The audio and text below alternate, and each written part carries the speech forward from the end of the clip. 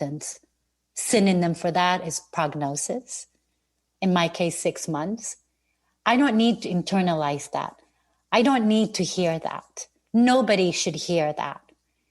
Or if you choose to say what the death sentence is, where I feel like cancer to me is a life sentence, not a death sentence. Whoa, Veronica, it's like, just listen to this, everyone. Instead of getting a death sentence, she received a life sentence. And you got to tell us in a moment the name of your book. But sister, this is so powerful because this will for the audience, for anything in their lives, the cancer is not only just, the cancer as the disease. There's cancers in relationships. There's cancers in relationships, in business. There's cancers everywhere, In your home. Yes, it's everywhere. It's not just a disease that lives in your body. It's something that can live in your relationships. It can live in your jobs, in your home. You can have something in your home that's not, that's really making you miserable and making you sick. You just don't know about it. Wow. Or you don't want to know about it. Sister, Absolutely. You remind me, these cancers, I recently went through something. I invite always people to collaborate with me in my businesses, in my projects. I like co-creation. And I invited someone, and this person went into a very big mess personally, separate from me. They went through a very big mess business-wise, trading-wise. And the people that were mad of all the money that was lost because of the way they managed their business that had nothing to do with me, did a video with my body on it, with names of my program in it, and deleted my face just to attack these other people. But for 2.5 years, I tried to keep that like, I'm going to protect them. I'm going to support them without noticing that this was a cancer to my business. It was out of the core values of what I live. Even though I wanted to be a good friend, the truth is that was out of integrity. It affected so many families, whether it was true or not. It impacted so many people, and I had to remove the cancer. It was becoming a death sentence. It was not working the business. Nothing was moving forward because that aspect, it was out of core values. So when I turned it into, I want to bring life to this. I had to cut that. I had to be intentional in what I was receiving. I cut myself out of that output that was just not, it was just not good. I felt drowning. I felt, I was about to kill an incredible business that had helped thousands of people because something was out of value. So I chose to align with that and gave it a life sentence to that. So, well, I mean, I'm in therapy with you here. I think that there's always, at least 2 ways of responding to any situation in life, because we all know life is messy. Yes. Life has many interrupters and disruptors in life. I got mine, which is, I've got several. I got it when I was a child. One of them was my father passed away, plane crash. Yes. Then, a recent one that caused me to be sick was the divorce. That's another disruptor in life, and cancer. That's a huge disruptor. So life is messy, and we have to learn tools to navigate through life. And we need to protect ourselves. Yes. And the way I protect myself is by knowing, well, first of all, before you know how to protect yourself, you need to know who you are, right? You absolutely need to know what you're made of. And cancer has absolutely opened me up in my rawest form. I was very raw.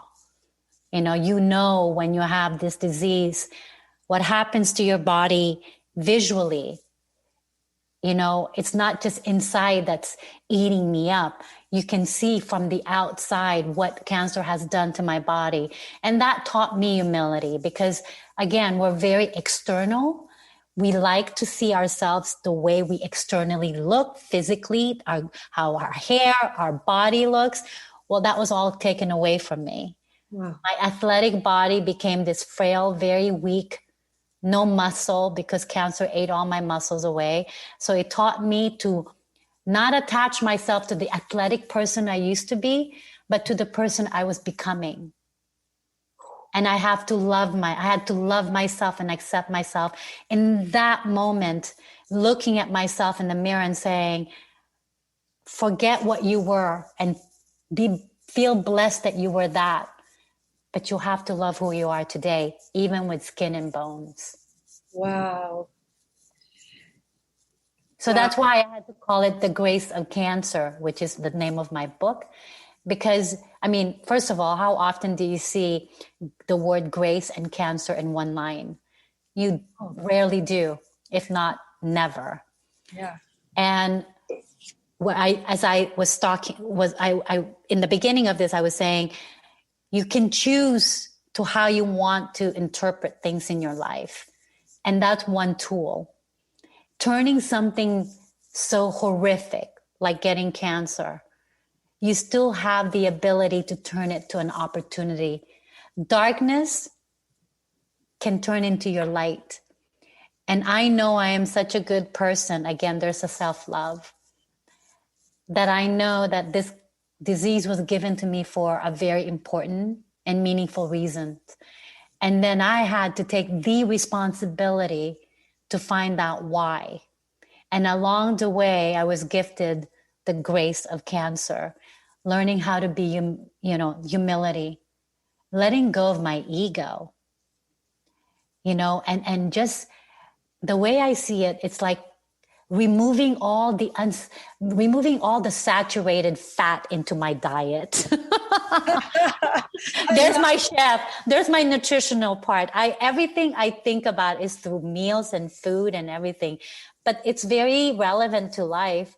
All these inflammatory crap that we inflict in ourselves are all the saturated fat, I call them.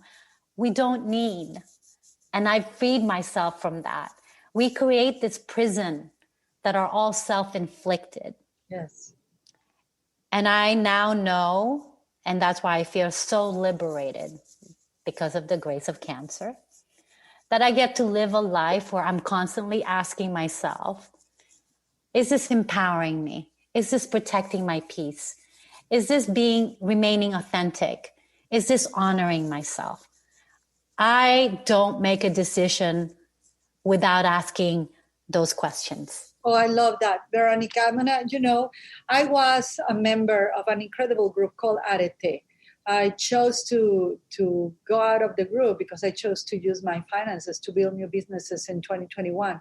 But Arete, I learned something so powerful there. It's led by Ed Milet and Andy Frisella.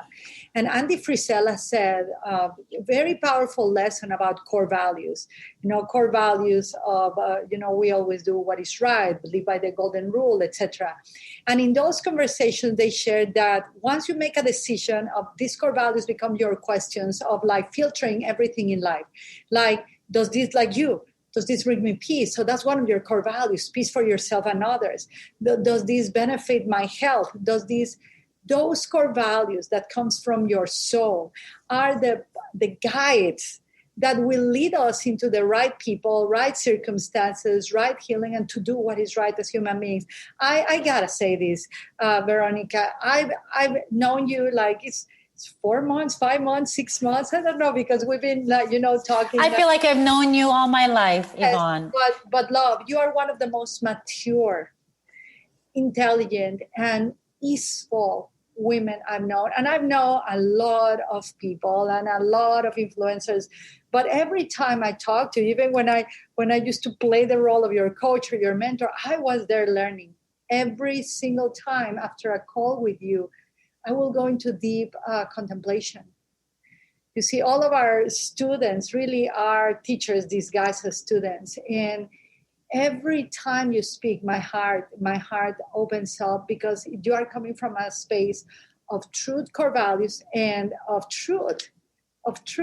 And I love that. So what are your questions? Because I think, again, does this gives me peace? I think this will be great for the audience to hear. Like, I asked them to write them down and then find their own questions, right? But this may be a beginning guide for them to begin to ask themselves, is this beneficial for the goal that I'm going to look for? Does this brings me peace? Does this brings me health? Does this helps me achieve my goal? What are the questions you suggest people to have so they can be in that grace? I feel, be in that grace of finding the challenges as graceful opportunity to find a why they are experiencing that instead of enemies that they have to fight. Absolutely. And Yvonne, what a great timing, because first of all, it's the beginning of the new year, 2021. And then secondly, I actually just journaled on that. But before I go over that, now it's my turn to compliment you and to appreciate you as a person, of someone who has such an incredible humility you are absolutely right. Even as from one guide, mentor, coach to another, what we do and what I would like everyone to understand and appreciate is when you're a guide or a mentor or a coach, know this, we learn from all of you. Yes. Just because we're the guide, the coach, the mentor, it doesn't mean we know it all. In fact, many times, a lot of what I think I know is reinforced, or I've been given more clarity because of the other person I'm speaking to. So that's the truth too. Right. So if we're both approaching this with authenticity and honoring each other, the experience is that beautiful. It's a two-way gift that we're giving to each other. It's a beautiful interview, I believe, is an exchange. We give and we take from each other. And I think that is the beauty of every session with you, Yvonne. Thank you. Is that we both give each other that gift of pushing each other to, to a level where we've never been before, right? But we're always open to go there, no matter how painful it is, right? And to feel the safety that you give to me. You can't really open up unless you provide the safety environment. Oh, yeah. And you do that so beautifully, Yvonne. Thank you. That's one of my, this is a great, I'll go back to your questions, but this is a great feedback for me right now, because that's one of my main core values. If the experience is not safe for me, for my kids, for my clients, for my students, for the work, I won't do it. Right. People have to be safe, respected, protected in their privacy. Something is out of safety, I won't. Absolutely, because I think that one of the things that we do as guidance, as a guidance that we provide for people, we mentor, we coach, is we need to hold their hands. Yes. And walk the path with them. Absolutely. Not walk the path for them. Absolutely. Amen, sister. So let's go back to the questions you asked me. So what are I think we're going to enjoy.